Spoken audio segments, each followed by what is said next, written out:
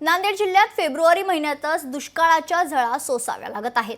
नांदेडच्या किनवट तालुक्यातील मानसिंग नाईक तांडा तोटंबा भागात अचानक भूगर्भातील पाणी पातळी घटल्याने शेतातील उभी पिके करपून गेली आहेत। बदलत्या हवामानामुळे यौंदा शेतकरी मेटाकुटीला आलेत।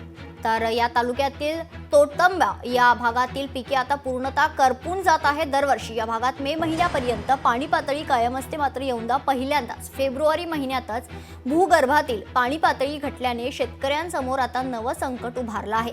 शासनाने या भागातील शेती पिकांचे तात्काळ पंचनामे करून आर्थिक मदत देण्याची मागणी या शेतकऱ्यांनी केली आहे।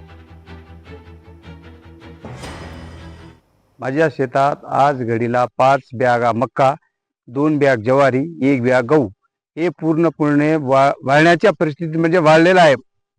हे 75% वाळून गेलेलं आहे आणि फक्त एक 25% थोडं हिरवं दिसत आहे। दरवर्षी मे महिन्यापर्यंत चालते, पण या वर्षी जानेवारी महिन्यातच आटून गेल्यामुळे हे पूर्ण वाळून गेले। ज्वारी गेली, गहू पण गेलं आणि मक्याचे हे तुऱ्यावर येऊन मक्का पण वाळून गेलं। अपेक्षा शासनाकडून आम्हाला एवढीच अपेक्षा आहे, आम्हाला काहीतरी आर्थिक शासनाने मदत करावी।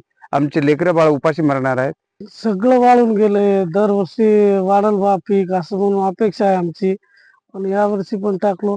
1.5 महिना अगोदर बोर विहीर सगळे सुकून गेले आमचे। आता पाणी नाही। अर्धा 5-6 लाखाचं तरी होईल बा उत्पन्न असं वाटलं होतं। लवकरात लवकर टाकलो आम्ही। शासन आम्हाला याची भरपाई करून द्यावी हे अपेक्षा आहे आमची। लोकशाही मराठी ऐका, पहा, जागरूक रहा।